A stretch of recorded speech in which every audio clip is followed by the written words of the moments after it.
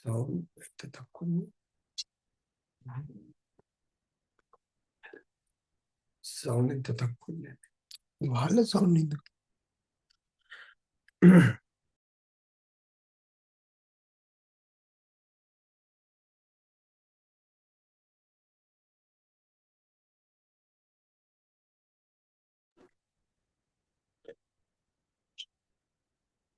ఈరోజు మనము మరణముపై విజయాన్ని పొందే ఉత్తమ విధానం గురించి మనం తెలుసుకోబోతున్నాము.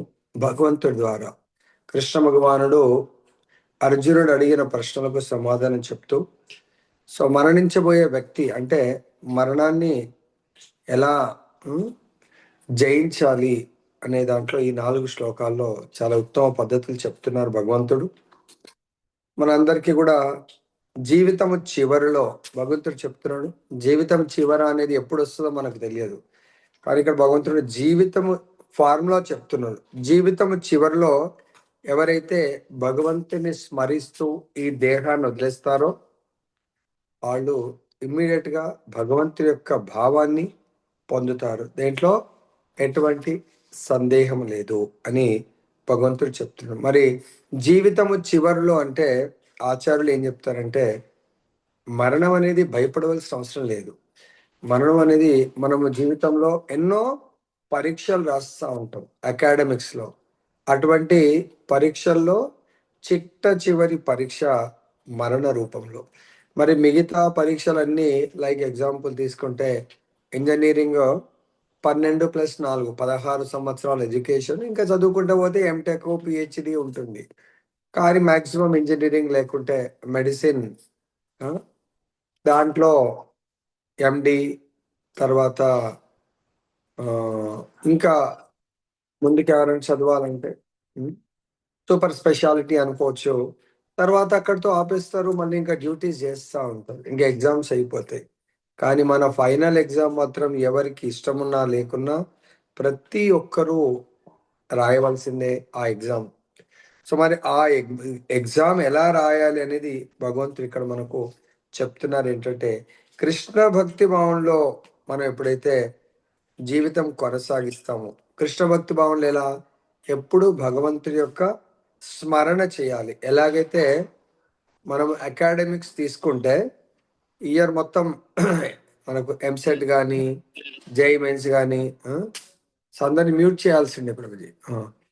జై మెయిన్స్ కానీ ఇంకా వేరే ఏదైనా ఎగ్జామ్స్ మనం తీసుకుంటే, సో ప్రతిరోజు ఆ ఇయర్ మొత్తం చాలా టార్గెటెడ్ లాగా పెట్టుకొని ఇయర్ మొత్తం మనము చాలా హార్డ్ వర్క్ చేసి మొత్తం మనకి ఇచ్చిన సిలబస్ అంతా కూడా, సో దాంట్లో ఎక్కడి నుంచి మనకు ప్రశ్నించినా మనము సమాధానం చెప్పేట్టుగా తయారవుతాం. అప్పుడు మంచి ర్యాంక్ ఎక్స్పెక్ట్ చేయొచ్చు. ఇక్కడ కూడా మనము మృత్యు ఆసన్నమైనప్పుడు పరీక్షిత్ మహారాజ్ శుకదేవ గోస్వామిని అడుగుతారు, సో మరణించబోయే వ్యక్తి ఎటువంటి స్థితిలో ఉండాలి, ఆయన ఎవరిని స్మరించాలి, ఆయన దేన్ని పొందాలి, ఏది లక్ష్యంగా పెట్టుకోవాలా అని చెప్పేసి ఎన్నో ప్రశ్నలు అడుగుతారు.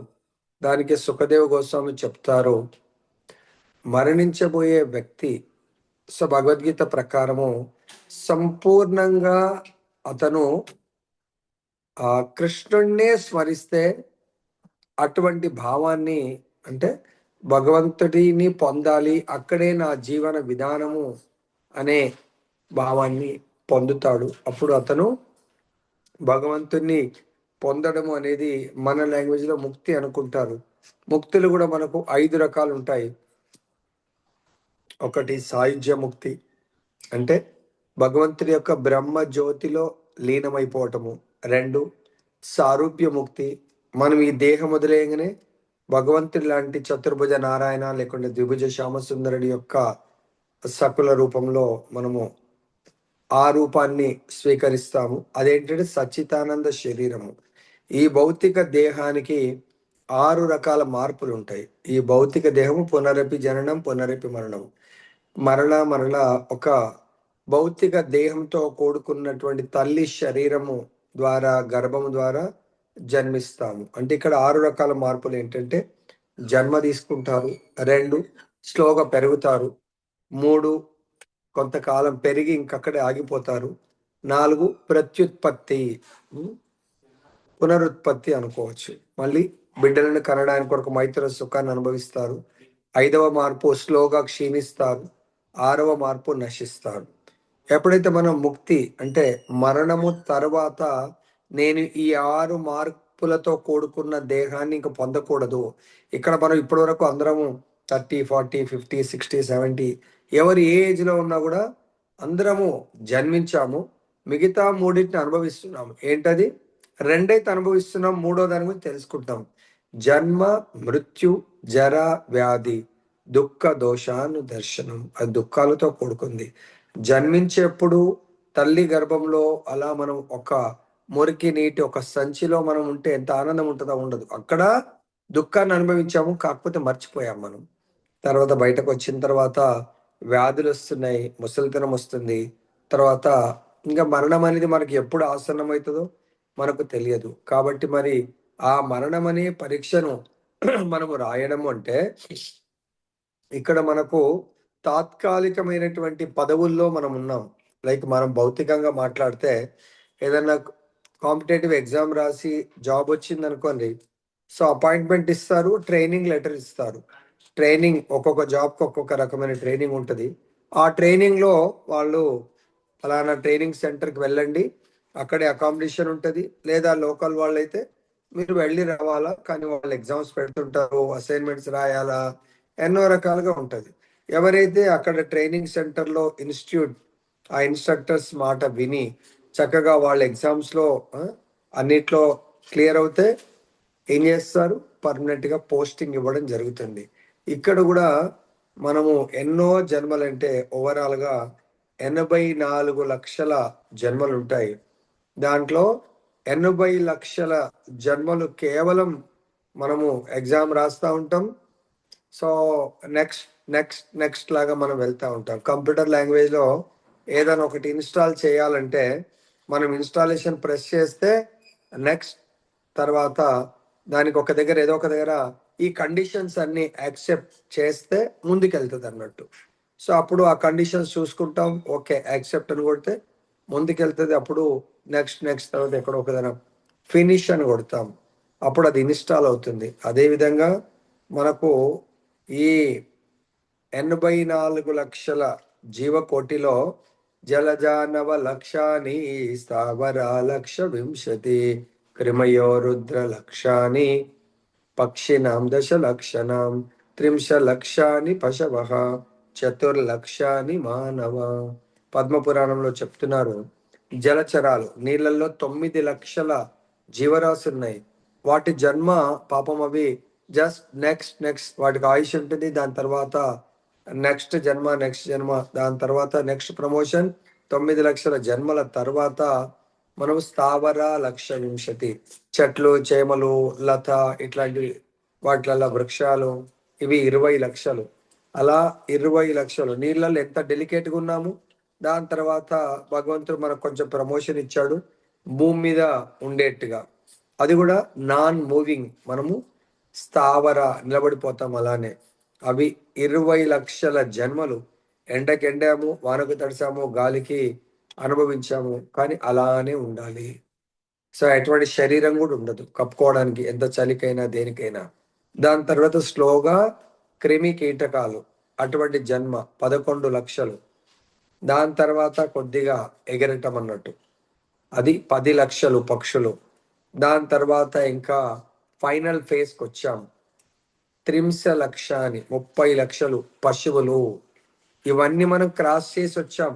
అన్ని ఎగ్జామ్స్ వాటిని ఏమంటారంటే ఆ ఎగ్జామ్స్ లైక్ ఇంజనీరింగ్ పాస్ అవ్వాలంటే, మెడిసిన్ పాస్ అవ్వాలంటే 5 సంవత్సరాలు, ఇంజనీరింగ్ 4 సంవత్సరాలు అన్నీ మిడ్ ఎగ్జామ్, సెమిస్టర్స్ అన్నీ పాస్ అయ్యి ఫైనల్ సెమ్ పాస్ అయినప్పుడు ఇంజనీరింగ్ సర్టిఫికేట్ వస్తుంది. దాంతో కూడా జాబ్ రాదు. అక్కడ కూడా ఐదర్ క్యాంపస్ సెలక్షన్‌లోనో మన నాలెడ్జ్‌ని ఉపయోగించి మంచి ఎగ్జామ్స్ రాస్తే జాబ్ వస్తుంది. సో, లేదా బయటకొచ్చిన తర్వాత మళ్ళీ అప్లై చేసుకొని మనం ఏదైనా జాబ్ సంపాదించాలా.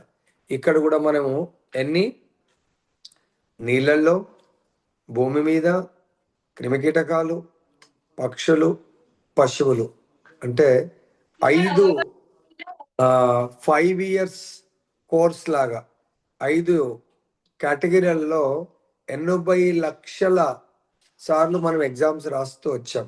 అర్థమైందా? మరి ఫైనల్ ఫేజ్ కు ఎక్కడ మనుష్య జన్మని సెలెక్ట్ చేసుకొని ట్రైనింగ్ ఇచ్చారు మనకు. ఈ మనుష్య జన్మలో పర్ఫెక్ట్ ట్రైనింగ్ పొందితే భగవద్ధామంలో శాశ్వతమైనటువంటి అపాయింట్మెంట్. ఇక్కడ ప్రభుత్వ ఉద్యోగంలో కూడా శాశ్వతంగా ఉండదు, కొంత లాంగ్ పీరియడ్ ఉంటుందేమో, బట్ రిటైర్మెంట్ ఈజ్ దేర్. ఎవరైతే భగవద్ధామంలో శాశ్వతమైనటువంటి ఉద్యోగాన్ని, ఇక్కడేమో ప్రభుత్వం అంటాం, అక్కడ భగవంతుడి ధామంలో ఉద్యోగాన్ని ఎవరైతే సంపాదిస్తారో వాళ్ళకు రిటైర్మెంట్ ఉండదన్నట్టు. అర్థమైందా? ఎందుకు? అక్కడ మృత్యు అనేది ఉండదు. అక్కడికి వెళ్ళిన వాళ్ళు తిరిగి భూలోకానికి రావాల్సిన అవసరం ఉండదు. కాబట్టి మనందరం కూడా మానవ జన్మ ట్రైనింగ్ మరి ఎవరి ఆధ్వర్యంలో ట్రైనింగ్ పొందాలా? మనకు రాబోయే అధ్యాయంలో ఉంది. 12వ అధ్యాయము 9వ శ్లోకంలో చూసినట్టయితే ఈ మరణ సమయంలో ఎలా ప్రిపేర్ అవ్వాలంటే ఆర్ట్ ఆఫ్ మనకు దాన్ని డైయింగ్ అంటారు.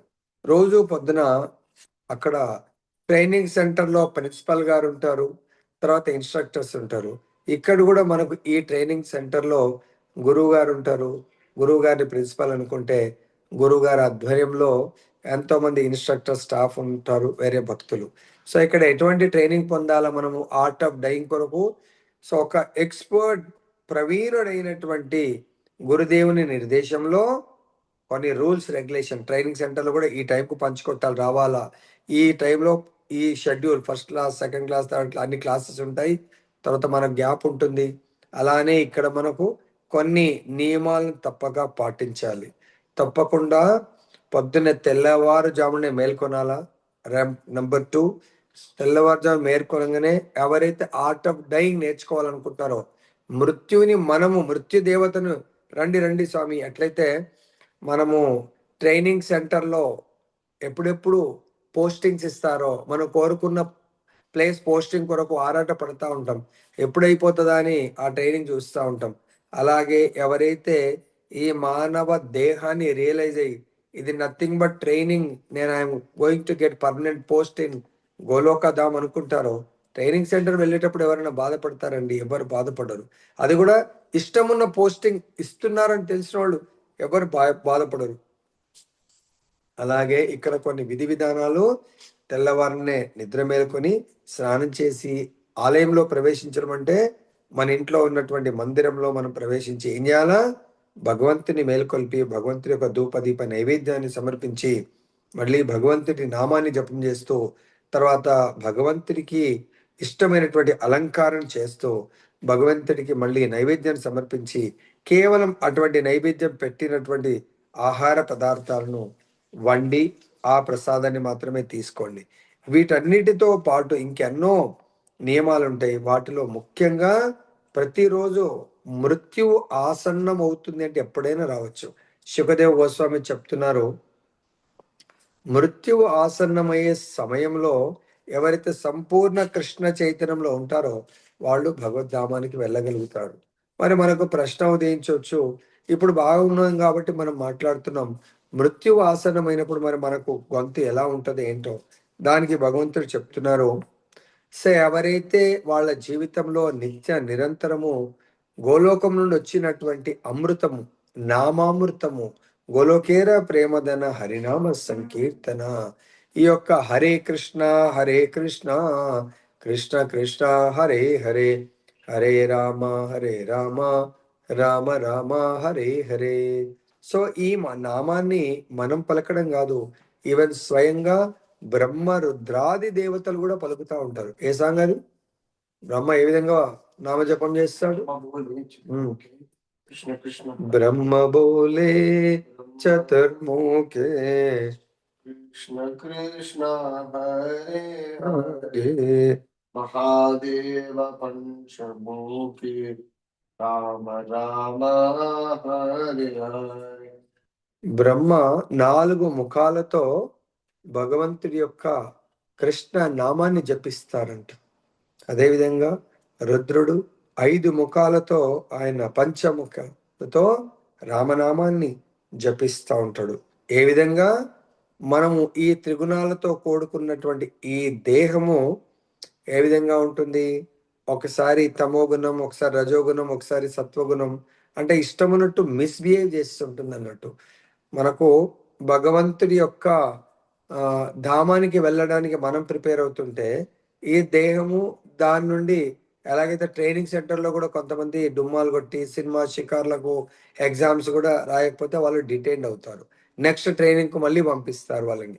సో, ఆ విధంగా ఇక్కడ మనం చూసినట్టయితే, మనం ఈ ప్రిపరేషన్‌లో ఎలా ఉండాలి అనేది చైతన్య మహాప్రభు మనకు చెప్తున్నారు. తృణాదపి సునిచేన తరోరపి సహిష్ణునా అమానినా మానదేన కీర్తనీయ సదా హరి. సో చైతన్య మహాప్రభు చైతన్య శిక్షాష్టకంలో ఈ శ్లోకంలో చెప్తున్నారు. తృణాదపి సునీచేన తరోరివ సహిష్ణున. తృణం అంటే మనము రహదారి వెంబట గడ్డి మొలుస్తూ ఉంటుంది. సో స్పెషల్గా వర్షాకాలం ప్రారంభంలో. సో అప్పుడు ఆ గడ్డి మొలిచినప్పుడు మనం గడ్డి మీదకి వెళ్ళి నడుస్తూ ఉంటే అది అంత వినయంతో ఆ బాటసారులకు సేవ మెత్తదనాన్ని ఇస్తుంది తప్ప నా తలపైన ఎందుకు అడుగు పెడుతున్నావు అని అడగదు. ఆ ముళ్ళులా కూర్చుకోదు. అదేవిధంగా మనకు చెట్లను చూసినట్టు అయితే ఇప్పుడైతే చెట్లు కనబడట్లేదు. పూర్వకాలం మనము రహదారుల్లో వెళ్తుంటే మంచి పళ్ళ చెట్లు అవి ఉండేవన్నట్టు. ఆ చెట్టుకి ఎంత ఓర్పు ఉంటుందండి. మనకు దాన్ని రాయితో కొట్టినా పళ్ళనిస్తుంటుంది, కట్టెతో కొట్టినా ఏమి ఎదిరించదు. తర్వాత గాలినిస్తుంది, కలపనిస్తుంది, పండ్లనిస్తుంది. సో అది చెట్టుకున్నంత ఓర్పు మానవుడికి ఉండాలి. తర్వాత ఇతరులు అగౌరవపరిచిన మనము వాళ్ళని అగౌరవపరచకుండా, అంటే మన డ్యూటీ ఎలా అయితే చెట్టు మీరు ఏమైనా చేయండి తన డ్యూటీ తను చేస్తుంది. మానవుడు ఇక్కడ మనకు పరీక్షలు జరుగుతూ ఉంటాయి అన్నట్టు. అమానినా మానదేనా, మనని ఎవరైనా అగౌరవపరిచినా మనం వాళ్ళ గౌరవాన్ని ఇస్తూ మన జీవితాన్ని ముందుకు కొనసాగించాలి. అది ఎప్పుడు సాధ్యమవుతుంది? భగవంతుడి యొక్క ఈ హరినామాన్ని ఎవరైతే జపిస్తారో అటువంటి ఓర్పుతో వాళ్ళు కృష్ణ నామాన్ని జపిస్తారు. దీని కొరకు మనము ఎంతో మంది భక్తుల చరిత్రలో చూడొచ్చు. ఒకసారి తుకారాం బాబా ఆయన ఆ మహారాష్ట్రలో పండర్పూర్లో చంద్రభాగ నది ఒడ్డున ఏకాదశి రోజు ఆయన జపం చేసుకుంటా ఉంటే నది స్నానం చేసి వేరే వాళ్ళు కొంత ఆకతాయిలు అంటే కొంత ఇతర ఇతరుల పట్ల జోక్స్ అది ఇది చేసే వాళ్ళు బెట్టు కట్టుకొని ఆయన కోపం తెప్పిస్తా అని ఒకడు, లేదు నువ్వు తెప్పించలేవని ఇంకొకడు బెట్టు కట్టుకుంటే సరే చూద్దామని చెప్పేసి ఆ బెట్టు కట్టుకున్నవాడు చూడండి మీరు అని వెళ్ళి ఆయన మంచి నామం జపం చేసుకుంటా ఉంటే ఆ తుకారాం బాబు మీద వెళ్ళి ఉమ్మేస్తాడు. సో చూస్తాడు, ఏమనడు. వెళ్ళి చంద్రభాగ నదిలో స్నానం చేసి వచ్చి మళ్ళీ కూర్చుంటాడు, జపం చేస్తూ ఉంటాడు. మళ్ళీ వేస్తాడు, మళ్ళీ వెళ్తాడు, నామ జపం చేసుకో స్నానం చేసి మళ్ళీ జపం చేస్తూ ఉంటాడు. అలా 108 సార్లు తుకారాం భక్త తుకారాంని పరీక్ష పెడతాడు. ఆయన అనుకుంటాడు ఇది మేబీ పండరీనాథుడి యొక్క పరీక్ష ఉండొచ్చు. అంటే నేనేదో నామజపం చేసుకుంటూ ప్రచారం చేస్తాను, నిజంగా నాకు అంత ఓర్పు ఉందా లేదని. ఆ భగవంతుడి యొక్క కృప, భగవంతుడే నాకు ఇలా అంటే పరీక్ష కూడా అనుకోడు. ఏమనుకుంటా అంటే ఈరోజు భగవంతుడు నాకు 108 సార్లు చంద్రభాగ పుణ్య నదిలో స్నానం చేసే మహద్భాగ్యాన్ని కల్పించాడు అని 108వ సారి స్నానం చేసి ఆయన పాదాలకు ప్రణామం చేస్తాడు. ఆయన ఇంకా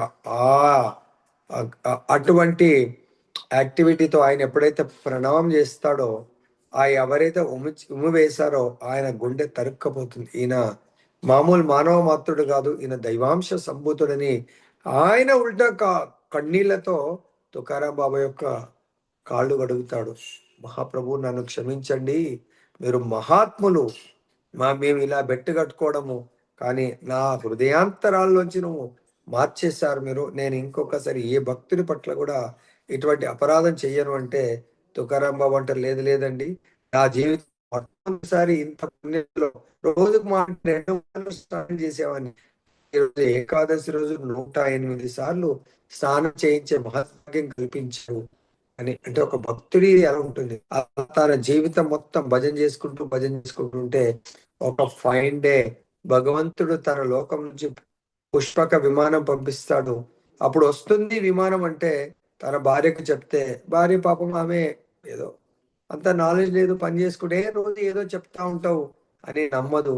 ఆయన భగవంతుడి పిలుపొచ్చింది, ఆ విమానం ఎక్కేసి వెళ్ళిపోవడం జరిగింది. ఎలా సాధ్యమైంది? నిత్య నిరంతరము అనుక్షణము భగవంతుడి భజన చేసేవాడు భగవంతుడి భావంలో ఆయన జీవిస్తాడు. భగవంతుడి భావంలోనే శరీరాన్ని వదిలేస్తాడు. నెక్స్ట్ శ్లోకంలో భగవంతుడు చెప్తున్నాడు, ఓ కౌంతేయ, మనిషి తన దేహమును విడిచేప్పుడు ఏ భావమును స్మరిస్తాడో అదే భావం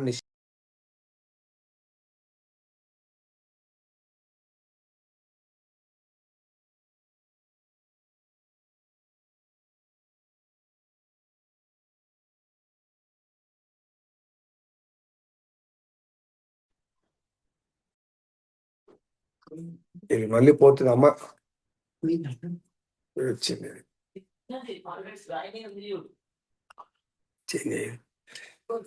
సో ఇక్కడ రివర్స్ వచ్చింది.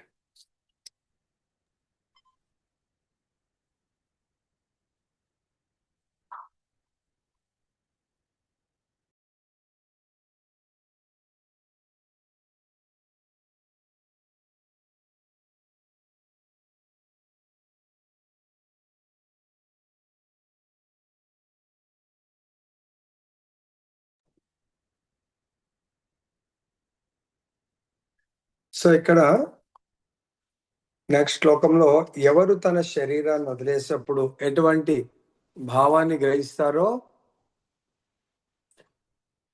అటువంటి భావాన్ని పొందుతారు అని చెప్తున్నారు. అంటే మరణ సమయం అనేది చాలా క్లిష్టమైంది. కాబట్టి జీవితం మొత్తంలో మనము దేన్ని ప్రాక్టీస్ చేస్తామో, సపోజ్ ఒక బిజినెస్ చేస్తూ సంపూర్ణంగా బిజినెస్ నియుక్తం అయిపోతాము. కొన్నిసార్లు జాబ్ చేస్తూ అదే మనం సర్వస్వం అనుకుంటా ఉంటాము. సో అదంతా కూడా ఫ్యామిలీ కొరకు చేస్తూ ఉంటాం. కానీ ఈ జాబు, బిజినెస్, ఫ్యామిలీ ఇవన్నీ కూడా పార్ట్ ఆఫ్ అవర్ లైఫ్. కానీ మన యొక్క ఇవి డెస్టినీ ఇవి కాదు. ఎందుకంటే మనందరము ఇండివిజువల్గా ఈ భౌతిక ప్రపంచానికి వచ్చాము. మళ్ళీ ఇండివిజువల్గా మనము ఇక్కడ నుంచి వెళ్ళిపోతే, ఎవరైనా మీరు చూసారా, ఇద్దరు కలిసి ఎవ్వరు వెళ్ళలేదు. ఇద్దరు కలిసి అంటే మృత్యు ఒకవేళ వచ్చినా వాళ్ళ డెస్టినేషన్స్ వేరేగా ఉంటాయి అన్నట్టు. సో కాబట్టి ఆ డెస్టినేషన్ మరి ఎలా ఉండాలి అనేది మనం జాగ్రత్త పడాలి. ఇక్కడ ఏమంటాడు భగవంతుడు దీంట్లో, ఎం వాపి స్మరణ భావం త్యజత్యంతే కలేవరం తం తమేవైతే కౌంటేయ సదా తద్భావ భావిత. ఎవరైతే అంత్యకాలంలో నన్ను స్మరిస్తాడో అటువంటి వాడు నా దివ్య స్థితిని పొందుతాడు. కానీ అతను మరి నన్ను స్మరించాలి అంటే, లైక్ ఎగ్జాంపుల్ మనం తీసుకుంటే, సో ఇప్పుడు కొంత ప్రాక్టీస్ చేస్తా ఉన్నాం దీంట్లో. భరత మహారాజ్ అంటే ఈ భారతదేశం భరత ఖండము ఎవరి పేరు మీద వచ్చింది? భరత మహారాజ్. ఆయన చాలా మొత్తం ఈ భరత ఖండాన్ని పరిపాలిస్తూ ఉంటాడు. సో ఆయన ఉత్తమ సాధువులు, మహాత్ముల యొక్క సాంగత్యంలో తెలుసుకుంటాడు. మనము ఆరోగ్యం బాగున్నప్పుడే మన యొక్క ఆక్యుపేషనల్ డ్యూటీస్, అంటే ఆయన చక్రవర్తి సమ్రాట్, దాన్ని వదిలేసి ఏదో ఓల్డ్ ఏజ్ వచ్చి మొత్తం బెడ్ రిడన్ అయిన తర్వాత ఏం చేస్తాం? ఏం చేయలేము. ఆయన ఏం చేస్తాడు? తన పిల్లలకు అప్పచెప్పేసి ఆయన వనాలకు వెళ్ళి తపస్సు చేసుకుంటూ ఉంటాడు అన్నట్టు. చాలా ఎంగేజ్లోనే తపస్సు చేసుకుంటూ ఒక చిన్న పర్ణశాల కట్టుకొని తపస్సు చేసుకుంటూ ఉంటాడు. అక్కడ ఆయన నదీ స్నానానికి వెళ్ళినప్పుడు ఒక జింక అప్పుడే ప్రసవించి చనిపోతుంది. ఆయనకు చాలా, భక్తులకు జనరల్గా ఇతరుల బాధలను చూస్తే చాలా దయార్ద్ర హృదయం ఉంటుంది. అయ్యో అని చెప్పేసి ఆ జింక పిల్లని తీసుకొచ్చి దాన్ని పెంచుతూ ఉంటాడు. అది పెరిగి పెద్దగా అవుతుంటుంది. సో ఎక్కడ వెళ్ళినా ఈయన మరి నదీ స్నానానికి వెళ్ళినా, తర్వాత నది దాటవలసి వచ్చినా, సో నది దాటవలసి వస్తే తన భుజాల మీద ఎత్తుకొని వెళ్ళేవాడు. ఎక్కడికి వెళ్ళినా కూడా అయ్యో మళ్ళీ ఏదైనా పులులు అవి వచ్చి లేకుంటే వేరే నక్కలు అవి ఏమైనా తినేస్తేనే ఎట్టు వెళ్ళినా దాన్ని తనతో పాటు తీసుకొని వెళ్తూ ఉంటాడు. సో ఆ జింక పిల్లతో చాలా అటాచ్మెంట్ అవుతుంది. సో తనే ఒక రోజు అది అయినా, సో తన నది స్థానానికి ఎక్కడ వెళ్ళినప్పుడు అది ఏమవుతుందంటే, జింక అట్లా తన ఆశ్రమం నుంచి బయటకు వెళ్తుంది. బయటకు వెళ్ళి తిరిగి రాదన్నట్టు అది. అప్పుడు ఆయన భరతమాన చాలా చింతాగ్రస్తుడు అవుతారే, ఏమైంది, ఎటు వెళ్ళిపోయిందో, ఏమైనా పులులు తిన్నాయా, మరి ఏమైందని బాగా ఆలోచిస్తూ ఆలోచిస్తూ ప్రతిరోజు అలానే తన ఆలోచనలో ఉండిపోతాడు. అంత పెద్ద సామ్రాజ్యాన్ని, భార్యని, బిడ్డలను, సంపత్తిని, నౌకర్లను, మినిస్టర్ వదిలేసిన ఆయన ఒక జింక శరీరం పట్ల ఆసక్తుడై ఆలోచిస్తూ ఆలోచిస్తూ ఒకరోజు మృత్యు ఆసనం అవుతుంది. ఆ మృత్యు ఆసన్నమైన గడియలో నా జింక ఎలా ఉన్నదో అనే జింక భావంలో చనిపోతాడు. నెక్స్ట్ లైఫ్ అతనికి ఆ జింక యోనిలో జన్మ తీసుకుంటాడు. చూడండి, జంతువులన్నీ 30 లక్షలు, అప్పటికే ఆయన 50 లక్షల జన్మలు క్రాస్ అయ్యి మనుష్య జన్మ వచ్చిన తర్వాత, అది కూడా చక్రవర్తి సమ్రాట్. కానీ ఒక జింకని స్మరించడం వల్ల జింక, ఇది నిజంగా జరిగింది ఇది. సో జింక దేహాన్ని తీసుకుంటాడు.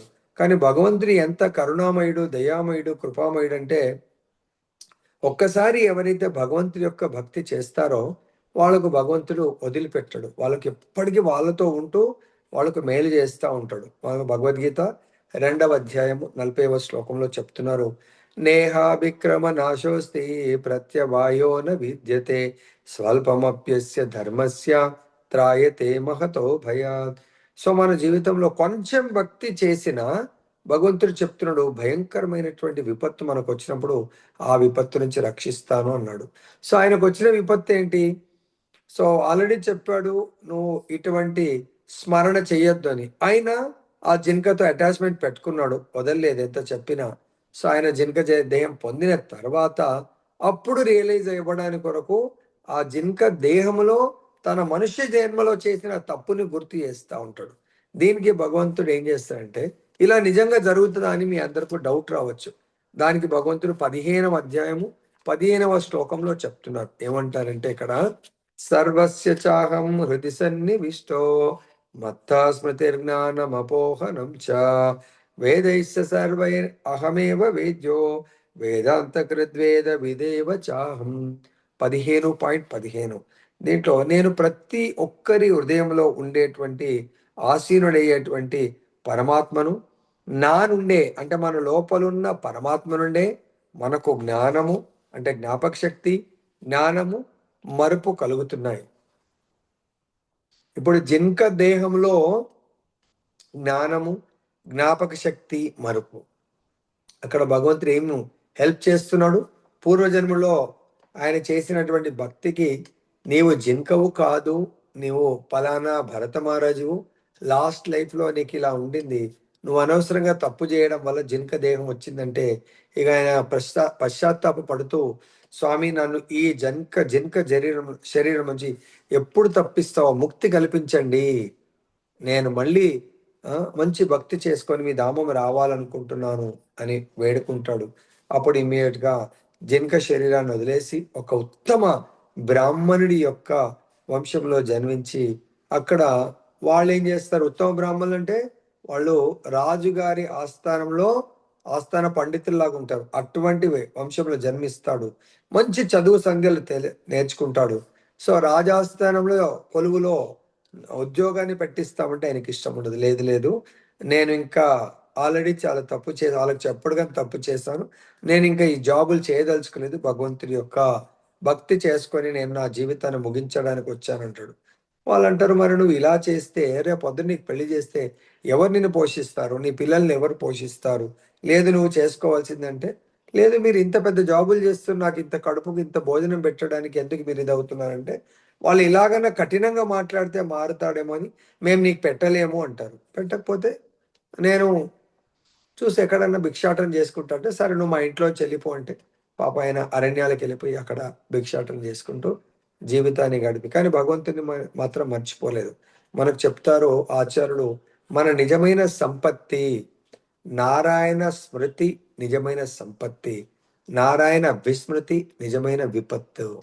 మనం ఎప్పుడైతే నారాయణుని గుర్తు పెట్టుకుంటామో, కృష్ణుని, నారాయణుని, ఆ గుర్తు అనేది నిజమైన సంపత్తి, మనకు ధనము. సో ఎప్పుడైతే మర్చిపోతామో అది నిజమైనటువంటి విపత్తు. మరి నారాయణుని మనం నిజంగా ఎప్పుడు ఎలా గుర్తు పెట్టుకోగలుగుతాము? సో ఆచార్యుడు చెప్తున్న నిత్య నిరంతరము ఆ భగవంతుడి యొక్క హరే కృష్ణ కృష్ణ కృష్ణ హరే హరే, హరే రామ హరే రామ రామ రామ హరే హరే, ప్రేమతో భగవన్ నామాన్ని జపించండి. భగవత్ ప్రసాదం తీసుకోండి, భగవత్ కథామృతం వినండి. ఇది నారాయణుడి యొక్క స్మృతి, అది సంపత్తు. సో మనము భగవంతుణ్ణి మర్చిపోకుండా, అందుగురించి మనకు ఆచార్యులు ఏం చెప్తారు, remember always Krishna, never forget Krishna. ఎప్పుడు గుర్తుపెట్టుకోండి, ఎప్పటికీ మర్చిపోకండి కృష్ణుణ్ణి. తర్వాత ఇంకా ఇక్కడ చెప్తున్నారు, ఏ విధంగా భగవంతుని స్మరిస్తే మనం పొందగలుగుతాము. ఓ అర్జున, నీవు సర్వదా ఏ రూపంలో, కృష్ణుని రూపంలో నన్ను స్మరిస్తూ, ద్విభుజ శ్యామ సుందరి రూపంలో స్మరిస్తూ, అదే సమయంలో నీ కర్తవ్యమైన యుద్ధమును చేయవలసింది, నీ కర్మలను నాకు సమర్పించి, నీ మనోబుద్ధులను నా యందు స్థిరంగా నిలిపి నీవు నిస్సందేహంగా నన్ను పొందగలుగుతావు. అంటే ఇక్కడ మీనింగ్ ఏం చెప్పి, మనందరం కూడా రకరకాల ఉద్యోగాలు చేస్తున్నాము, తర్వాత బిజినెస్ చేస్తుండొచ్చు. కానీ ఇక్కడ ఏమంటాడు, మనము చేసే పని ఏదైనా నువ్వు సర్వదా కృష్ణుని రూపంలో నన్ను స్మరిస్తూ, లోపల మనం భగవంతుని స్మరిస్తూ, అదే సమయంలో అర్జునుడు క్షత్రియుడు కాబట్టి యుద్ధం చేయమంటుడు. మనం గృహస్థులమైతే గృహస్థ ఫ్యామిలీని పోషించడానికి ఏదైనా జాబ్ చేయాలా. తర్వాత ఏం చేయాలా, ఆ కర్మలు మనం భోగించడానికి కాదు, భగవంతుడికి సమర్పించమంటున్నాడు. తర్వాత నీ మనోబుద్ధులను, మనస్సు మరియు బుద్ధిని నా యందు స్థిరంగా, మనని ఒక మానవుణ్ణి పతనం చేయాలన్నా ఉద్ధరించాలన్నా మన మనస్సు బుద్ధి, ముఖ్యంగా మనస్సు చంచలమైనటువంటిది. ఆ చంచల మనస్సుని కంట్రోల్ చేసేదే మంత్ర. మంత్ర అంటే మనః ఇతి త్రాయతే మంత్ర. ఎవరైతే మనస్సుని how to control mind, so దీనికి కూడా మన ఆచార్యుడు ఫార్ములా చెప్తారు, ఏబిసిడిఈఎఫ్. మనస్సుని బుద్ధిని కంట్రోల్ చేయాలంటే ఏ ఫర్ అసోసియేషన్. మనం ఎంతో మంది ఆఫీస్లో కానీ చుట్టాలు ఎంతో మంది అసోసియేషన్ తీసుకుంటాం, కానీ the best association, associate with devotees. Association of devotees అంటే భక్తుల సాంగత్యాన్ని తీసుకోండి. Be for books. మనము ఈ భౌతిక సంసారంలో జాబులు చేయడానికి, అకాడమిక్స్ ఇంకేదో రాసే లైఫ్ సెటిల్ అవ్వడానికి కొరకు ఎన్నో బుక్స్ చదువుతాం. దాంట్లో భాగంగా భగవద్గీత చదవండి ప్రతిరోజు. బీ ఫర్ బుక్స్ చదవండి. సి ఫర్ చాంటింగ్, అంటే భగవంతుడి యొక్క హరే కృష్ణ హరే కృష్ణ కృష్ణ కృష్ణ హరే హరే, హరే రామ్ రామ రామ హరే హరే, భగవంతుడి యొక్క నామ జపం చేయండి. దీనివల్ల ఫలితం ఏమొస్తుంది ప్రభుజీ, మళ్ళీ మీకు డౌట్ రావచ్చు. మీ దగ్గర భగవద్గీత ఉంటే 9వ అధ్యాయము 22వ శ్లోకంలో భగవంతుడు చెప్తున్నాడు, అనన్యాసింత ఎంతో మాం ఏ జన పర్యుపాసతే తేషాం నిత్యాభియుక్తానాం యోగక్షేమం వహామ్యహం. సో నీ యోగక్షేమాలు నేను చూసుకుంటాను అని భగవంతుడు మనకు మాటిస్తున్నాడు. Conditions apply. నిత్య నిరంతరము నన్ను స్మరించు, అనన్య చింత ఎంతో మా, నిత్యము నా గురించి స్మరించండి. దీనికి ఒక గురువు గారు ఒక లీల, నిజంగా జరిగిన లీల చెప్తున్నారు. ఏంటంటే ఇప్పుడు మీరందరూ వింటున్నట్టే, ఒక భక్తుడు, బిజినెస్ భక్తుడు, చాలా వ్యాపారవేత్త. సో ఒక గురువు గారు వాళ్ళ ఊర్లో వచ్చి గొప్ప ప్రవచనం ఇస్తుంటే ఆయన ఆ ప్రవచనం వింటాడు అన్నట్టు. అది ఏం ప్రవచనం అంటే భగవద్గీత కాకుండా భక్తుల యొక్క చరిత్ర. భగవంతుడు చెప్తున్నాడు, నా యొక్క చరిత్ర వింటే చాలా పుణ్యం వస్తుంది, నా లోకానికి వస్తారు. కానీ నా భక్తుల చరిత్ర ఉంటే నేనే స్వయంగా అక్కడ వచ్చి కూర్చుండి, ఏ భక్తుడైతే నా భక్తుల చరిత్ర చెప్తున్నారో ఆ భక్తుని నేనే స్వయంగా సేవించడానికి రెడీగా ఉంటాను అని చెప్తున్నారు అన్నట్టు. సో అయితే ఆ గురువు గారు పెద్ద బిజినెస్ మెన్, ఆ భక్తుల చరిత్ర విని, దీనికి మీకు పద్మపురాణంలో చెప్పడం జరుగుతుంది. పార్వతీదేవి ఆరా, ఈ స్వామి మీరెప్పుడు నామజపం చేస్తూ ఉంటారు, తర్వాత మీరు ఎవరి నామజపం చేస్తారు, తర్వాత ఎంతో మంది భక్తులు మీ సేవ నా సేవ చేస్తుంటారు కదా, మరి మీరెవరు సేవ చేస్తూ ఉంటారు? ఈ రెండు ప్రశ్నలకు శివుడు సమాధానం చెప్తున్నారు. సో ఈవెన్ మనకు మృత్యు అని వచ్చింది కాబట్టి కాశీలో చాలా మంది చనిపోవడానికి, మృత్యు ఆసనమైన వాళ్ళు కాశీలో చనిపోతే మోక్షం వస్తుంది అని కాశీకి వెళ్తా ఉంటారు. దానికి సమాధానం ఏంటంటే శివుడు ఎప్పుడు కూడా అక్కడ రామనామం, ఏ దేహంలోంచి ఒక ఆత్మ వెళ్ళిపోతుందో వెళ్ళే ముందంట అక్కడ కాశీలో నివసించే వాళ్ళు ఎవరు చనిపోబోతున్నారనేది శివుడికి ముందు తెలుస్తుందంట. వాళ్ళ చెవుల్లో వెళ్ళి రామనామము చెప్తారంట. అంటే ఇక్కడ ఏమంటారు, ఇది టాలీ ఏమవుతుంది, 8.5 కానీ 8.6, 7, 8. ఎవరైతే అంత్య కాలంలో భగవంతుని స్మరిస్తారు, ఇంకా భగవంతుడు ఒక మాట ఏమిస్తున్నా అంటే కొంతమంది నిత్య నిరంతరం వాళ్ళ జీవితం అంతా భగవన్నామ జపం చేస్తారు, భగవంతుడి సేవ చేస్తారు. కానీ చనిపోయేటప్పుడు మన యొక్క గొంతు బొంగురు పోతుంది, కళ్ళు కనబడవు, చెవులు వినబడవు, మరి బాడీ ఇట్లా అన్కాన్షియస్ అవుతుంది. మరి ఎలా చెప్తారు అంటే ఆచార్యులు ఏం చెప్తారంటే, అటువంటప్పుడు వాళ్ళ దగ్గర ఏడవకుండా వాళ్ళని పిలుస్తూ, ఇగో మీ కూతురు వచ్చింది, కొడుకు వచ్చాడు, మనవడు వచ్చాడు, భార్య వచ్చిందని చెప్పకుండా అలా చెప్తే పాపం వాళ్ళని భగవద్ధాం వెళ్ళే వాళ్ళని కాస్త మళ్ళీ భౌతిక వైపు ఆకర్షించినట్టు అవుతుందంట. వాళ్ళ దగ్గర భగవంతుడి నామం పెట్టాలా, భగవంతుడి జపం చేయాలా, వీలైతే భగవంతుడి యొక్క కథామృతాన్ని పెట్టాలి. అప్పుడు వాళ్ళకి సంపూర్ణంగా మనశ్శాంతిగా భగవంతుడి మీద తదేకంగా ధ్యానం చేసుకుంటూ భగవద్ధామం వెళ్ళగలుగుతారని చెప్తున్నారు. అయితే ఈ విధంగా పార్వతీదేవి అడిగిన ప్రశ్నకు శివుడు చెప్తున్నారు, ఆరాధనానాం సర్వేషాం విష్ణు ఆరాధనం పరం తస్మాత్ పరతరం దేవి తదియానాం సమనర్చనం. సో దేవి, చాలా ఉత్తమ ప్రశ్న అడిగావు నువ్వు. దానికి సమాధానం ఏంటంటే, ఆరాధనలన్నిట్లోకెల్లా విష్ణు ఆరాధన గొప్పది. ఇంకా విష్ణు ఆరాధన కంటే గొప్పది ఏమన్నా ఉందంటే అది విష్ణు యొక్క గొప్ప సేవకులు, భక్తుల యొక్క సేవ గొప్పది. అంటే ఇందాక ఏం చెప్పాను నేను, ఒక బిజినెస్ మ్యాన్ వచ్చి మీరందరూ విన్నట్టు ఆయన కథ వింటా ఉంటాడు. అప్పుడు దాంట్లో చెప్తారు, ఎవరైతే భగవంతుడి సేవతో పాటు భగవద్భక్తుల సేవ, స్పెషల్గా భగవంతుడి సేవ 9 రకాలు ఉంటుంది అన్నట్టు. దాంట్లో శ్రవణం మొదటిది. ఈ చెవుల యొక్క ద్వారా భగవత్ కథామృతాన్ని ఎవరైతే వింటారో వాళ్ళు డైరెక్ట్ భగవద్ధామం వెళ్తారు. దానికి ప్రూఫ్ ఏంటంటే, పాండవుల యొక్క మనవడు అభిమన్యుడి యొక్క కుమారుడు పరీక్షిత్ మహారాజ్ తన తల్లి గర్భంలో ఉన్నప్పుడే, ఉత్తర గర్భంలో ఉన్నప్పుడు అశ్వత్థామ బ్రహ్మాస్త్రాన్ని వేస్తాడు. బ్రహ్మాస్త్రాన్ని వేస్తే అప్పుడు ఆ బ్రహ్మాస్త్రాన్ని ఆపే శక్తి ఎవరికి ఉండదు. మళ్ళీ బ్రహ్మాస్త్రమే వేయాలి, కానీ సమయం లేదు, ఆల్రెడీ వచ్చేసింది.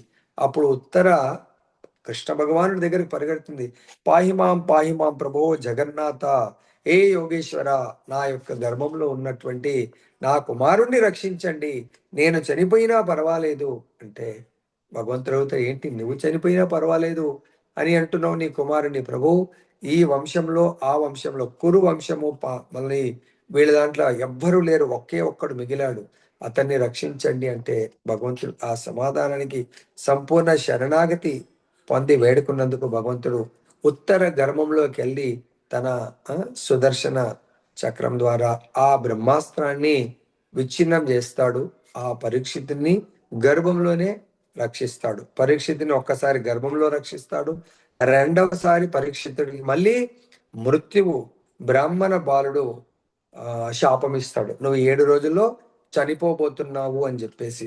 అప్పుడు పరీక్షిత్ మహారాజు తన యొక్క గురువులను అడుగుతాడు, ఇప్పుడు నాకు మృత్యు అయితే డిక్లేర్ అయింది, బ్రాహ్మణుడు చెప్పాడంటే శాపం నుంచి ఎవరు తప్పించుకోలేరు, మరి ఇప్పుడు నేను మృత్యువుని జయించడం ఎలా అని అడుగుతారు అన్నట్టు. మృత్యుని తప్పించుకోవడం కాదు, మృత్యువు ఆసన్నమైనప్పుడు ఒక వ్యక్తి ఏం చెయ్యాలి అని. అప్పుడు అంటారు, మీరు గంగానది తటమున ఉండి భగవంతుడి యొక్క కథామృతం వింటే మీరు మృత్యువు కాదు, మీరే ఈ దేహాన్ని ఆనందంగా వదిలేసి దివ్య దేహాన్ని పొందగలుగుతారు. ఎప్పుడైతే గంగా నది ఒడ్డున ఆయన ప్రిపేర్ అవుతా ఉంటే అక్కడికి వేదవ్యాసుల వారి కుమారుడైనటువంటి సుఖదేవ్ గోస్వామి రావటము, పరీక్షిత్ మహారాజు 7 రోజులు 7 పగలు నిరాటంకంగా భగవంతుడి యొక్క దివ్యమైన కథామృతాన్ని శ్రవణం చేస్తాడు.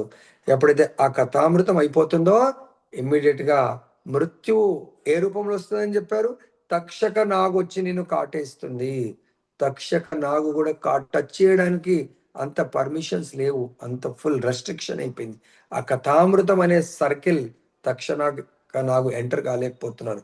ఎప్పుడైతే కథామృతం అయిపోయిందో 7వ రోజు సంపూర్ణంగా అంగనే తన సొంతంగా ఆ దేహంలోంచి బయటకు వచ్చేసి దివ్య దేహాన్ని పొందాడు.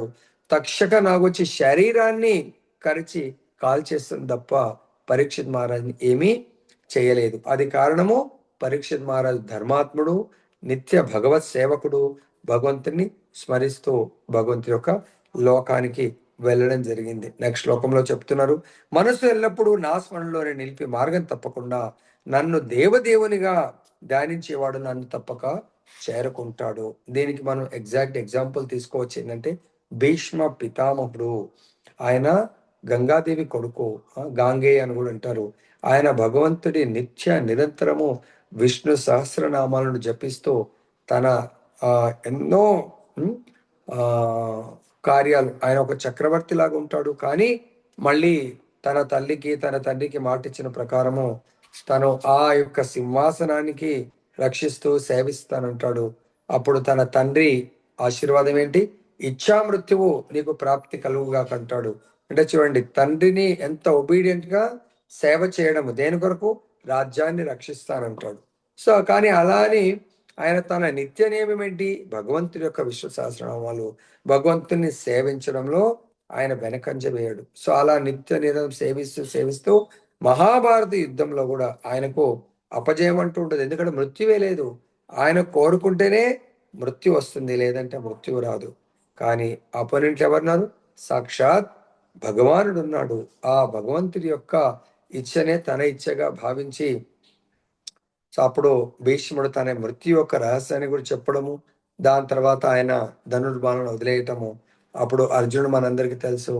అర్జునుడు సో ఎప్పుడైతే భీష్ముడు కింద పడిపోతున్నాడు, అప్పుడు తన బాణాలతో అంపశయ్య మీద పడుకునేట్టు చేస్తాడు. అక్కడ కూడా భీష్ముడు భగవంతుణ్ణి అటువంటి స్థితి మనకి ఎవరికైనా వస్తుందండి? మొత్తం శరీరం అంతా కూడా బాణాలు గుచ్చుకున్నాయి. సో మొత్తం బ్లడ్ అంతా గారుతా ఉంటుంది యుద్ధ భూమిలో. మనమైతే పెద్ద కార్పొరేట్ హాస్పిటల్లోనో లేదా మన ఇంట్లోనో ఏదో బెడ్ మీద ఉంటాం, కానీ అక్కడ భీష్ముడు అంత గొప్ప భక్తుడు. ఎటువంటి భక్తుడు భీష్ముడు? మహాజనులలో అసలు సృష్టిలోనే అంత గొప్ప భక్తులు 12 మంది మహాజనులలో భీష్ముడు ఒక భక్తుడు. కానీ ఆయనకు అంత్యకాలం ఎలా వచ్చింది? అంపశయ్య మీద, అది కూడా ఎవ్వరు, మొత్తం చుట్టూ శవాలున్నాయి. శవాలు శ్మశానం లాగా తయారైపోయింది. అటువంటి స్థితిలో పడుకొని భగవంతుడి యొక్క నామజపం చేస్తాడు, భగవంతుడి స్మరణ చేస్తా ఉన్నాడు. అదండి భగవంతుని పొందే మార్గము. సో అటువంటి స్థితిలో కూడా ఎవరిని నిందించట్లేదు. అప్పుడు ఏమని కోరుకున్నాడు? హే కేశవ, హే గోవింద, నాకు నా యొక్క ఇష్టాదైవం విష్ణు, ఆయన భీష్ముడి యొక్క ఇష్టాదైవం ఎవరు? చతుర్భుజ నారాయణుడు నాకు పరమాత్మ లాగా నాకు దర్శనం ఇవ్వంటే లాస్ట్ సెకండ్ లో ఇంకా భీష్ముడు తన శరీరాన్ని వదిలేసినప్పుడు భగవంతుడు కృష్ణ భగవానుడే నేనే నారాయణుని అని చెప్పేసి ఆయనకు దర్శనం ఇవ్వడం జరుగుతుంది. దాని తర్వాత భీష్ముడు ఆ శరీరాన్ని భగవద్ దర్శనం చేసుకుంటూ శరీరాన్ని వదిలేయడం జరుగుతుంది. జీవులు భగవంతుని తటస్థ శక్తికి చెందిన వారి అయినను భౌతిక కల్మషంలో ఉంటారు. మనందరం కూడా భగవంతుని ఎన్నో శక్తులు ఉన్నాయి. దాంట్లో ముఖ్యంగా ఆ ఆంతరంగిక శక్తి అంటే రాధారాణి, బహిరంగ శక్తి అంటే దుర్గా. మనం కూడా భగవంతుడి శక్తి, భగవంతుడు శక్తిమంతుడు, మనము తటస్థ శక్తులము. వారు తమను తాము, కానీ మనము శక్తులము, శక్తి మంతులం కాదు. కానీ మనం శక్తిమంతుల్లా కావడానికి కొరకు భగవంతుల్లాగా భోక్త సుఖాలను అనుభవించాలని అనుకుంటా ఉంటాము. కానీ మనం ఎప్పటికీ కూడా పరమ భోక్త కాలేము. నారాయణుడు, వాసుదేవుడు మున్నగు వివిధ రూపాలలో ప్రధాన విస్తారంలో భగవానుడే పరమ భోక్త అని ఇక్కడ మనకు చెప్పడం జరుగుతుంది.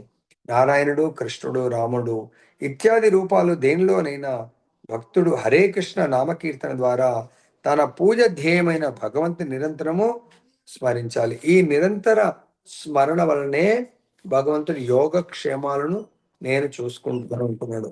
సో దీనికి ఇందాక ఏం చెప్పాము? ఒక భక్తుడు కథామృతం వింటూ, సో ఆ గురువు గారి దగ్గర, ఇది 311 సంవత్సరాల కింద ఒక శుద్ధ భక్తుడు భక్తుల యొక్క చరిత్ర చెప్తున్నప్పుడు ఆయన వెళ్ళి, ప్రభు, అప్పట్లో ఈ ప్రింటింగ్ ప్రెస్లు లేవు, ఏం లేవు, ఏదైనా ఒక కాపీ ఉందంటే ఇంకో కాపీ రాసి ఇంకొకరికి ఇవ్వాల్సింది. ఆయన అంటాడంట, ఈ భక్తుల చరిత్ర గ్రంథాన్ని నాకు ఇవ్వండి అంటాడంట. ఎందుకు అడుగుతున్నావు నువ్వు ఇది అంటే, ఇప్పటివరకు ఎవరు అడగలేదు, నువ్వు అడుగుతున్నావు ఎందుకంటే, ఆ భక్తుడు అంట, ప్రభు మీరు ఇప్పుడే చెప్పారు కదా, ఎవరి దగ్గర అయితే భగవద్గీత, భాగవతం, భక్తుల చరిత్ర ఉంటుందో, అట్లీస్ట్ దాని దర్శనం కూడా చేసుకుంటారో వాళ్ళు మృత్యువుని సులభంగా జయించగలుగుతారు. వాళ్ళ ఇంటికి కానీ వాళ్ళ దరిదాపులకు యమకింకర్లు రారు అని చెప్తున్నారు కదా. నాకు మీ మాట మీద చాలా గొప్ప విశ్వాసం ఉంది. దయచేసి, నేను ఎందుకంటే ఎంతో బిజినెస్ లో చాలా పెద్ద వ్యాపారి అన్నట్టు, నేను తీరిక లేకుండా ఉంటాను. ఎందుకో నాకు ఎవరో చెప్పడం వల్ల ఇక్కడికి రావాలనిపించి రాగానే మిమ్మల్ని చూస్తే మీ ముఖారవిందం నుంచి వినంగానే ఇంకా నాకు అన్ని బిజినెస్ పక్కన పెట్టి సంపూర్ణంగా వినాలనిపించింది. కాబట్టి నాకు బుక్ ఇవ్వండి అంటాడు. సరే, ఇది నేను నీకు రాసి ఇస్తాను అని చెప్పేసి అంటాడు. అప్పుడు ఆయన అంటాడు, ఈ బుక్ నేను బతికున్నంత కాలము ఈ బుక్‌ని అట్‌లీస్ట్ చదివేంత సమయం అయితే లేదు. సో, బుక్‌ని సేవిస్తాను. బుక్‌కు ప్రణామం చేసుకుంటాను. సో, అంత్యకాలంలో మా పిల్లలకు కూడా చెప్తాను. నేను ఒకవేళ చనిపోయే ముందు బుక్‌ను ఈ యొక్క గ్రంథాన్ని నా ఛాతీ మీద పెట్టండి అని చెప్తాను అంటాడు. సరే అని చెప్పేస్తాడు. ఆయనకు 2, 3 రోజుల తర్వాత ఆ బుక్ ఇవ్వడం జరుగుతుంది. ఆయన తన పిల్లలకు చెప్తాడన్నట్టు. నేనెప్పుడు చనిపోయినా ఈ బుక్‌ని మాత్రం నా దగ్గర పెట్టండి అంటాడు. కానీ చాలా పెద్ద బిజినెస్ మెను. ఆ బీరువాలో పెడతాడు. రోజు తీసి ప్రణామం చేస్తా ఉంటాడు. కొన్నాళ్ళ తర్వాత తీసి ప్రణామం చేసేంత కూడా టైం లేదు. అలా చేసుకొని వెళ్తా ఉంటాడు. సో, నిజంగానే ఆయనకు మృత్యు ఆసన్నమైతుంది. మృత్యువు ఆసన్నమైనప్పుడు ఇక మామూలుగానే మనలాగానే అయ్యో! నీ కొడుకొచ్చిండు, తర్వాత మనవడొచ్చిండు, కూతురొచ్చింది, ఆ మనవడొచ్చిండు. ఆయనకప్పుడు గొంతులోంచి మాట రావట్లేదు. కళ్ళలోంచి ఏడుస్తా ఉన్నాడు. వీళ్ళేంటి నాయనా నాకు వీళ్ళొచ్చారు, వాళ్ళొచ్చారు బిజినెస్ గురించి ఎందుకు చెప్తున్నారు? ఆయన సైగ చేసి అంటే ఆయన ఆయన ఏడుస్తా ఉన్నాడు. ఎందుకు? యమదూతలొచ్చేసారంట ఆయనని తీసుకుపోవడానికి కొరకు. ఆసనం అయిపోయింది. అప్పుడు ఆయనకు ఆ గురువుగారు చెప్పింది గుర్తొస్తది. మనకెప్పుడైతే మరణం ఆసన్నమైతుందో, అప్పుడు మన కర్మల ప్రకారము మనం ఒకవేళ చెడు కర్మలు చేస్తే యమదూతలొచ్చి తీసుకెళ్తారు.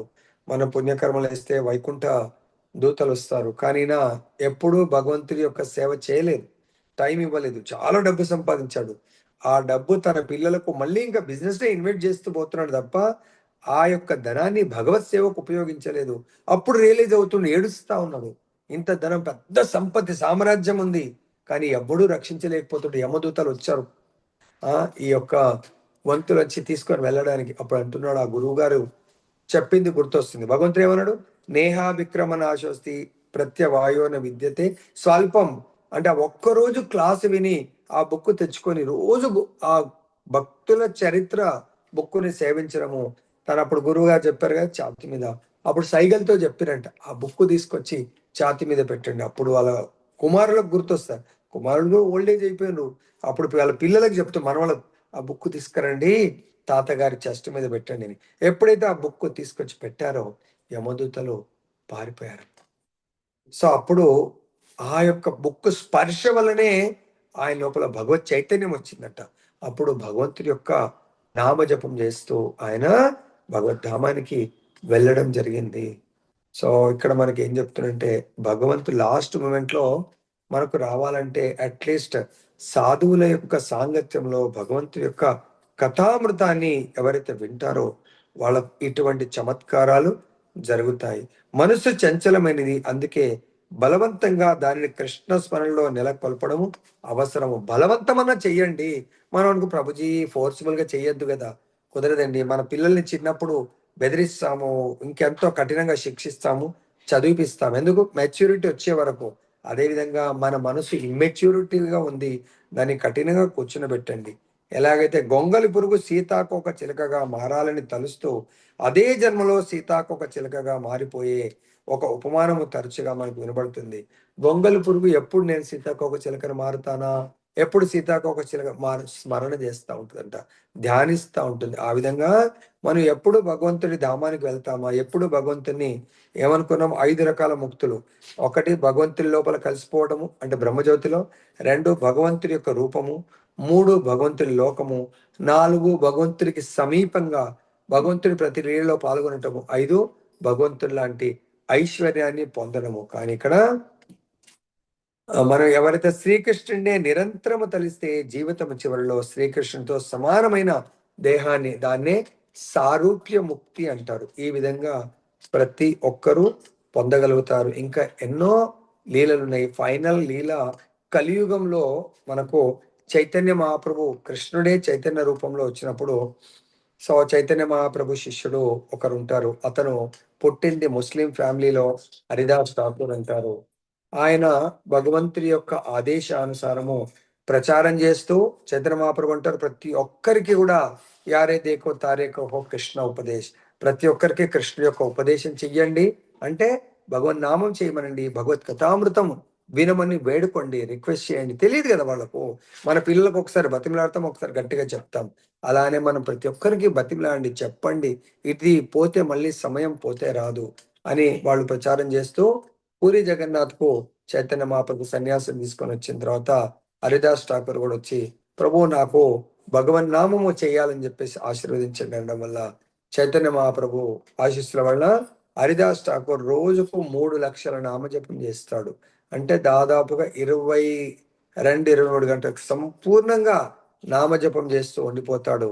ఆయన అంత్య కాలంలో ఇంకా రేపు చనిపోతున్నాడు అంటే చైతన్య మహాప్రభుకు తెలిసిపోతుంది. ఎందుకంటే స్వయం కృష్ణుడు కాబట్టి, "హే హరిదాస్, నీ అంతిమ కోరిక ఏంటి చెప్పు" అంటాడు. ప్రభు, ప్రతి ఒక్క హృదయంలో మీరు పరమాత్మలాగా ఉన్నారు, మీకు తెలియంది కాదు, అయినా మీరు అడిగారు కాబట్టి కోరుతున్నాను. నా అంతిమ శ్వాసప్పుడు శాస్త్రంలో మీరే చెప్పారు, అంత్యకాలేచ మామేవా, మీ యొక్క పాద పద్మాలను చూసుకుంటూ నేను మీ యొక్క లోకానికి రావాలనుకుంటున్నాను ప్రభు అంటాడు. ఓకే, తదాస్తు అంటాడు. నెక్స్ట్ డే హరిదాస్ ఠాకూర్ ఎప్పుడైతే శరీరం వదిలేయబోతున్నాడో, పురిలో ఆ ప్లేస్ ఉంది. సో అక్కడ చైతన్య మహాప్రభు హరిదాస్ ఠాకూర్ దగ్గర కూర్చుంటే ఆ లాస్ట్ మినిట్ కూడా భగవంతుడి నామం హరే కృష్ణ హరే కృష్ణ కృష్ణ కృష్ణ హరే హరే, హరే రామ్ రామ రామ హరే హరే అని భగవన్నామం చేసుకుంటూ భగవంతుడి యొక్క దివ్యమంగళ దర్శనం చేసుకుంటూ శరీరాన్ని వదిలేసి భగవద్ధామం వెళ్తారు. ఇది 500 years కింద. 50 years కింద ఎగ్జాక్ట్ గా ప్రభుపాదుల వారు 1977 November 14th రోజు బృందావనంలో మన టెంపుల్ వెనక గెస్ట్ హౌస్ లో ఇప్పటి కూడా ప్రభుపాద్ బెడ్ ఉంది. సో లాస్ట్ శ్వాస మీరు ఒకవేళ ఇది నిజమా కాదా అనుకుంటే ప్రభుపాద్ ఫైనల్ డేస్ అని చెప్పేసి కొట్టండి, వస్తుంది అన్నట్టు. దానిలో ప్రభుపాద్ లాస్ట్ మినిట్ వరకు భగవంతుడి యొక్క భాగవతాన్ని ట్రాన్స్లేట్ చేస్తూ ఉంటారు. తన శిష్యులు అప్పుడు ఇంకా రాసే పరిస్థితిలో ఉండరు, బెడ్ మీద నుండి వాళ్ళు ప్రశ్న వేస్తే ఎట్లయితే పరీక్షిత్ మహారాజ్ సుఖదేవ్ గోస్వామికి ప్రశ్న అడగడం వల్ల సమాధానం చెప్తారు, ఎలాగైతే అర్జునుడు ప్రశ్నలు వేయడం వల్ల కృష్ణ భగవానుడు సమాధానం చెప్పడమే భగవద్గీతగా మారింది, అదేవిధంగా ప్రభుపాదుల వారికి తన శిష్యుల ప్రశ్నలకు ఆన్సర్ రూపంలో చెప్తా ఉంటారు. అదే భాగవతము. లాస్ట్ బ్రీత్ అప్పుడు ప్రభుపాద్ మాట ఇంకా రాదు, అప్పుడు అంటారు శిష్యులకు నామం చెయ్యండి నామం చెయ్యండి అని చెప్తారు. అలా లాస్ట్ సెకండ్ లాస్ట్ బ్రీత్ కూడా ఉత్తమ భక్తులు మనకు ఒక ఉత్తమ మార్గాన్ని, అంటే మరణాన్ని జయించే ఉత్తమ మార్గం ఏంటంటే లాస్ట్ కు భగవంతుని యొక్క నామజపము భగవత్ కథామృతం ఎవరైతే వింటూ శరీరాన్ని వదిలేస్తారో గ్యారంటీగా ఎట్టెస్ట్ వాళ్ళు భగవంతుని ధామాన్ని పొందగలుగుతారు. ఇలా ఎన్నో లీలలున్నాయి చరిత్రలో. భగవంతుడు మనల్ని తప్పకుండా రక్షిస్తాడు, రక్షించాలని చెప్పేసి ఎవరైతే కోరుకుంటున్నారో, సో మన యొక్క ఈ ప్రయత్నము నిత్య నిరంతరము సాయంత్రం ప్రతిరోజు భగవద్గీత శ్రవణం చేయొచ్చు. పొద్దున పూట భాగవతం 6:30 నుంచి 7:30 వరకు, సాయంత్రము ప్రతిరోజు 7 నుంచి 8 మీరు గీతామృతం, పొద్దున భాగవతామృతం వింటూ సో మరణాన్ని ఆర్ట్ ఆఫ్ డైయింగ్ నేర్చుకుంటూ సో మరణాన్ని జయించే ఉత్తమ మార్గాన్ని నేర్చుకొని ఆ విజయోత్సవంతో విజయానందంలో జీవించాలని కోరుకుంటూ ముగిస్తున్నాను. హరే కృష్ణ కృష్ణ కృష్ణ హరే హరే, హరే రామ రామ రామ హరే హరే. జయ బోలో గ్రంథరాజ్ శ్రీమద్ भगवद गीता की जय. श्री राधा रमन लाल की जय. जगन्नाथ सुभद्रा महारानी की जय.